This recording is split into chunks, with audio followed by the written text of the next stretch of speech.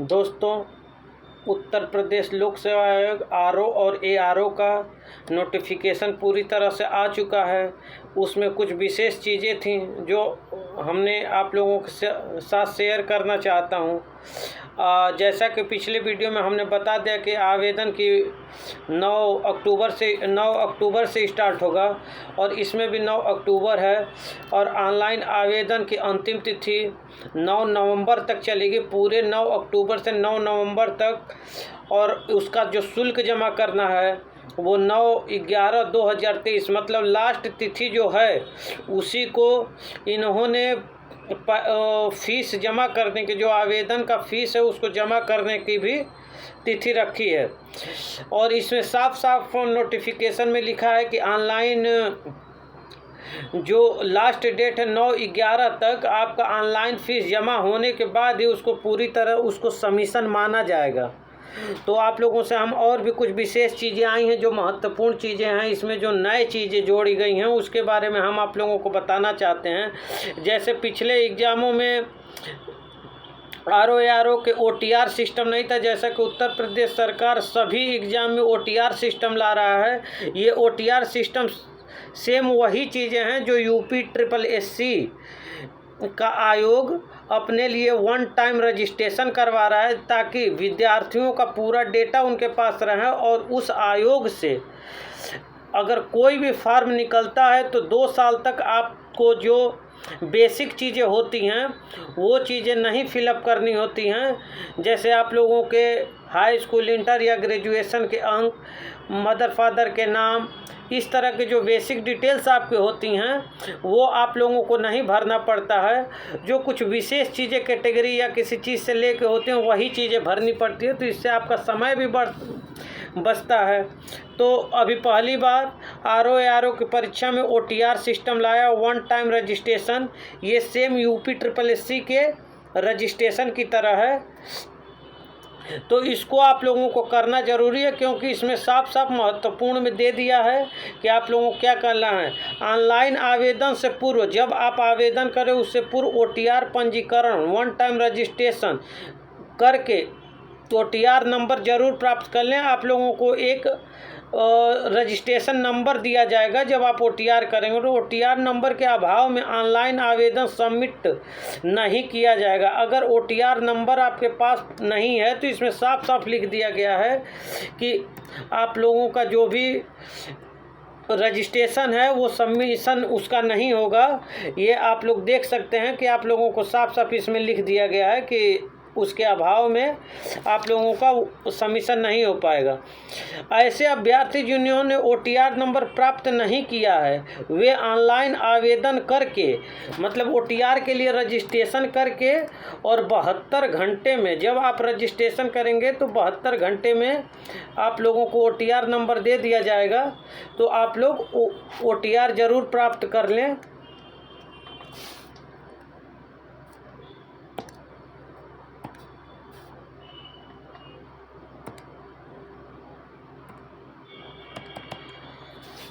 OTR number ज़रूर प्राप्त करें। ओटीआर नंबर प्राप्त करने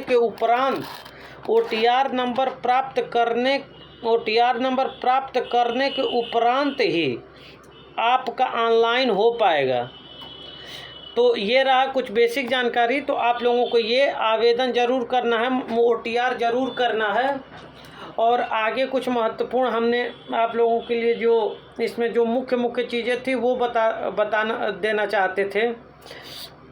तो ये ओटीआर का मामला ये मुख्य है, तो ये लोग आप उसको ज़रूर करें। उसके बाद आइए हम फीस पे बात कर लेते हैं। जो इसका फ़ीस है, बाकी ये 4 चरण में फॉर्म भरे जाएंगे। जब चारों चरण आपका पूर्ण हो जाएगा तो चौथा चरण ही आपका रहेगा कि जब आप फीस उसका सबमिशन कर लेंगे। उसके बाद शुल्क की अगर हम बात कर लें तो अनारक्षित, आर्थिक रूप से कमज़ोर वर्ग और पिछड़ा वर्ग यानी SC/ST का जो भी शुल्क है वो परीक्षा शुल्क 100 रुपये, ऑनलाइन प्रक्रिया 25 रुपये, सब मिला के 125 रुपये आपको देना होगा। जो SC/ST के हैं, अनुसूचित जनजाति 65 रुपये इनके लगेंगे। और आरक्षित और आर्थिक रूप से कमज़ोर वर्ग और पिछड़ा वर्ग का 125 रुपये। जो दिव्यांग लोग हैं उनका परीक्षा शुल्क कुछ भी नहीं है, जबकि ऑनलाइन शुल्क 25 रुपये है, यानी सब मिला के 25 रुपये इनको देना होगा। भूतपूर्व जो सैनिक हैं उनको 65 रुपये देने होंगे। तो सब मिला के 125 रुपये अनारक्षित या आर्थिक रूप से कमज़ोर वर्ग, अन्य पिछड़ा वर्ग, ओबीसी, सामान्य वर्ग के जो भी हैं उनको 125 रुपये देने होंगे। ओबीसी को 125 रुपये और SC ST को 65 रुपये और दिव्यांग को 25 रुपये और भूतपूर्व को 65 रुपये देने होंगे। मुख्य चीज़ें आइए आपसे हम बात कर लेते हैं कि पदों की संख्या कितनी है। इसमें कई पद हैं, इसमें टोटल 7 पद हैं, जिसमें उत्तर प्रदेश सचिवालय में समीक्षा अधिकारी के सबसे अधिक मुख्य पद यही हैं। 322 पदों की संख्या इसमें। उत्तर प्रदेश लोक सेवा आयोग समीक्षा अधिकारी में 9 पद हैं और उत्तर प्रदेश राजस्व परिषद में 3 पद, उत्तर प्रदेश सचिवालय समीक्षा अधिकारी में 40 पद, उत्तर प्रदेश राजस्व परिषद में 23 पद, उत्तर प्रदेश लोक सेवा आयोग में 13 पद और उत्तर प्रदेश लोक सेवा आयोग सहायक समीक्षा अधिकारी जिसको ARO कहते हैं उनका 1 पोस्ट है। तो आप लोगों को इसके बारे में जानकारी हो गई। यही जो मुख्य है उसी पे हमने निशान लगाया है और वो आप लोगों के लिए वही बतानी थी। बाकी बेसिक जानकारी हैं, आप लोग खुद भी इसको पढ़ सकते। बाकी वेतनमान वगैरह है तो ये लोग आगे की चीज़ें हैं, तो आप लोग बाद में भी इसकी जानकारी ले सकते हैं। जो मुख्य चीज़ें हैं फार्म से रिलेटेड वो हम आप लोगों को बता दें। इसमें सबसे मुख्य चीज़ें हम आप लोगों के लिए लेके आए हैं आयु सीमा। इसमें आप लोग ध्यान से सुन लीजिए, जो अभ्यर्थी 1 जुलाई 2023 को 21 वर्ष आयु अवश्य पूरी कर लेनी चाहिए। मतलब 1 जुलाई 2023 तक आप 21 साल के हो जाने चाहिए। 1 जुलाई 2021 को आपको इतने का हो जाना चाहिए, तभी आप फॉर्म भर सकते हैं। उसके बाद अवश्य पूरी कर 40 वर्ष से अधिक आयु नहीं होनी चाहिए। आपको 21 से 40 वर्ष होने चाहिए, जिसका 1 जुलाई 2023 तक 21 वर्ष पूरा होना जाना चाहिए। अर्थात उनका ये है कि 2 जुलाई 1983 से पहले और 1 जुलाई 2002 के बाद का नहीं होना चाहिए। तो आप लोग सब मिला के एक शब्दों में ये सुन लीजिए कि वही अभ्यर्थी इसमें अप्लाई कर सकते हैं जो 2 जुलाई 1983 से पहले का जन्म उनका न हो और 1 जुलाई 2002 के बाद का उनका जन्म न हो। अर्थात 1 जुलाई 2002 के बाद न जन्मे हो और 2 जुलाई 1983 के पहले की उनकी का जन्म न हो। बाकी कुछ दिव्यांगों के लिए छूट है, जैसे दिव्यांग के लिए 55 वर्ष है, अर्थात जन्म तिथि 2 जुलाई 1968 से पहले के नहीं होने चाहिए। मतलब जो दिव्यांग है वो 1968 उनका जन्म तिथि होना चाहिए, 1968 से पहले नहीं होनी चाहिए। बाकी ये आयु सीमा में छूट है तो वही बेसिक छूट है जो 5 साल का SC ST को छूट मिलता है और इसमें दिव्यांग को 15 साल का छूट मिला है, 3 वर्ष का OBC के लिए जो रहता है या भूतपूर्व सैनिक के लिए। फिर हम आप लोगों के फ़ीस के बारे में बता ही दिए हैं और कुछ मुख्य चीज़ें हम आप लोगों को बता देना चाहते हैं। जैसे इसमें वही अभ्यर्थी बुलाए जाए। जब आपका प्रारंभिक परीक्षा होगा तो उसमें 15 गुना लोग बुलाए जाएंगे। जब आपका परीक्षा होगा तो उसमें ये टोटल 15 गुना लोग बुलाए जाएंगे। जो प्री एग्ज़ाम होगा, प्री एग्ज़ाम क्वालिफाई करने के बाद मेंस के लिए जितने क्वालिफाई हैं उसका 15 गुना लोग बुलाए जाएंगे, जितनी पदों की संख्या है। और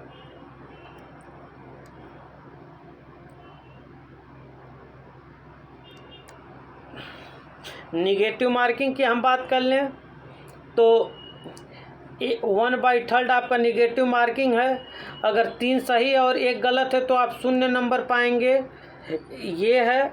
और इसमें मुख्य चीज़ें ये हैं कि अनुसूचित जनजाति आपका जो मिनिमम क्वालिफाइंग मार्क है वो अनुसूचित जनजाति और अनुसूचित जाति 35% होना चाहिए टोटल का, जैसे 200 नंबर का प्री एग्ज़ाम है तो 35 गुना के 70 नंबर होने चाहिए ओबीसी सॉरी SC ST के।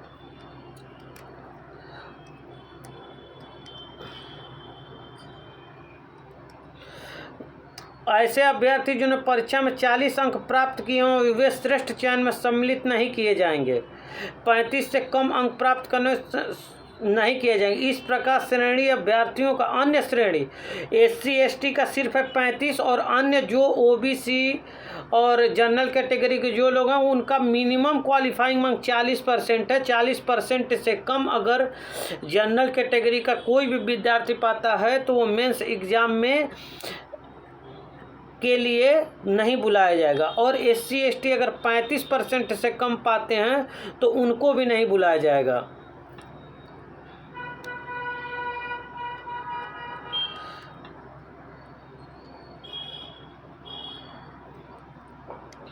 और कुछ बेसिक जो चीज़ें हम आप लोगों को बता देते हैं। अब आइए कुछ महत्वपूर्ण सिलेबस के बारे में बात कर लें।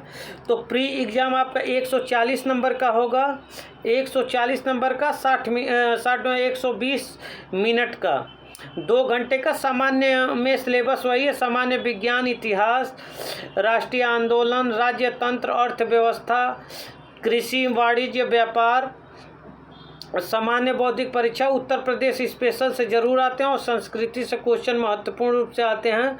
और ये आपका होगा 140 नंबर का, और उसी दिन ये 1 घंटे का पेपर होता है। ये जो GS का पेपर हमारा होता है 140 नंबर का 2 घंटे का, ये सुबह होता है। इसका टाइमिंग 9:30 बजे सुबह से 11:30 बजे तक होता है। और उसी दिन उसी सेंटर पे आप लोगों का और हिंदी का अलग से एग्ज़ाम होता है जिसमें हिंदी के सभी क्वेश्चन नहीं आते, सिर्फ 6 टॉपिक से क्वेश्चन आते हैं। वो 1 घंटे का होगा उसी सेंटर पे उसी दिन। इसका टाइम निर्धारित रहता है 2:30 बजे से 4:30 बजे, नहीं सॉरी 3:30 बजे 4:30 बजे तक। इसमें सिर्फ आएंगे आपके 10 क्वेश्चन विलोम के, 10 क्वेश्चन वाक्य एवं वर्तनी शुद्धि के, 10 क्वेश्चन अनेक शब्दों के और एक अर्थ, जिसको अनेक शब्द के एक अर्थ आएंगे, तद्भव और तत्सम आएंगे, विशेष एवं विशेषण आएंगे, पर्यायवाची आएंगे। ये 6 जो पोर्शन है ये 10-10 नंबर के ही आते हैं, तो आप इनको ज़रूर देख लें। ये बहुत ही आसान पोर्शन है। टोटल आपका 200 अंकों का ये पेपर होता है। उसके बाद आता है मेंस एग्ज़ाम। तो मेंस एग्ज़ाम के हम बाद में बात कर लेंगे, क्योंकि ये वीडियो ज़्यादा लंबा हो जाएगा इस वजह से। अब आइए, आप लोगों को क्वेरी आ रहे थे कि सर OTR क्या है, OTR के बारे में बताइए। तो हम आप लोगों को OTR के बारे में कुछ विस्तृत जानकारी दे देते हैं।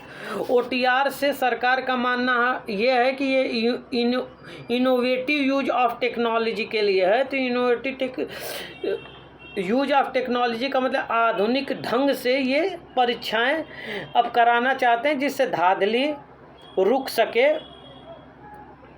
इसी वजह से ये आ रहा है।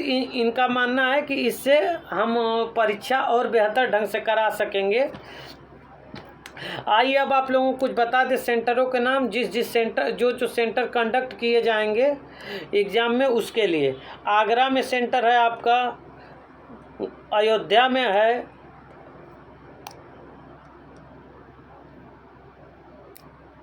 आगरा में है, अयोध्या में है, आजमगढ़, बाराबंकी, बरेली, गाजियाबाद, गोरखपुर, जौनपुर, झांसी, कानपुर, लखनऊ, मथुरा, मेरठ, मिर्ज़ापुर, मुरादाबाद, प्रयागराज, रायबरेली, सीतापुर, वाराणसी, अलीगढ़, बस्ती, बुलंदशहर, इटावा, गाजीपुर, हरदोई, ज्योतिबा फुले नगर, महाराजगंज, मैनपुरी, मुजफ्फरनगर, सहारनपुर, शाहजहांपुर, देवरिया, मऊ, बांदा, सुल्तानपुर, फतेहपुर, बलिया, ग्रेटर नोएडा, रामपुर और गोंडा। टोटल 40 शहरों में परीक्षा कंडक्ट कराए जाएंगे।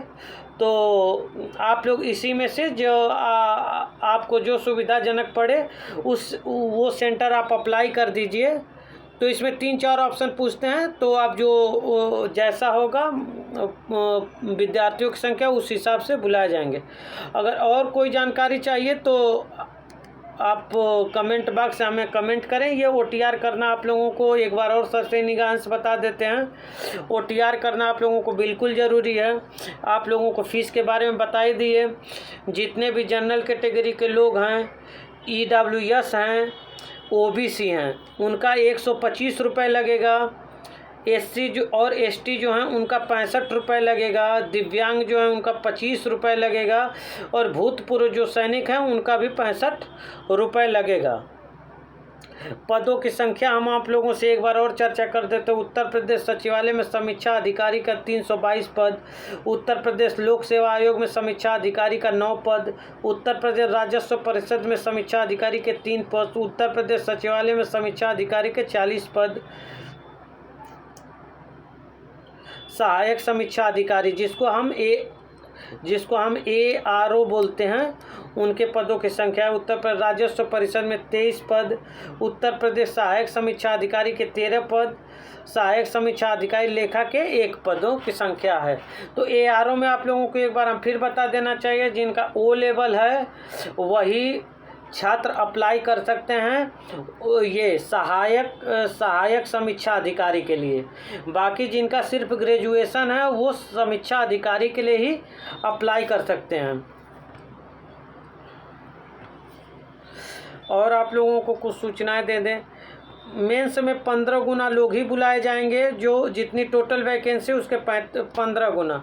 SC ST के जो भी अभ्यर्थी हैं और दिव्यांग अगर 35% अंक पाते हैं प्री का, उस तभी मेंस प्री क्वालिफाई करके मेंस के लिए एप्लीकेबल हैं। और OBC और जनरल कैटेगरी के लोग जो हैं उनको 40% पाना है, 40% से कम के अगर पाते हैं तो वो एप्लीकेबल नहीं है। तो बाकी हमने आपसे सिलेबस की बात कर लिया, सेंटर का बात कर लिया। तो इसी के साथ वीडियो काफ़ी लंबी हो रही है, तो इसी के साथ हम ये वीडियो ख़त्म करते हैं। अगर आप लोगों की कोई क्वेरी हो तो आप कमेंट बॉक्स में हमें ज़रूर कमेंट करें। धन्यवाद।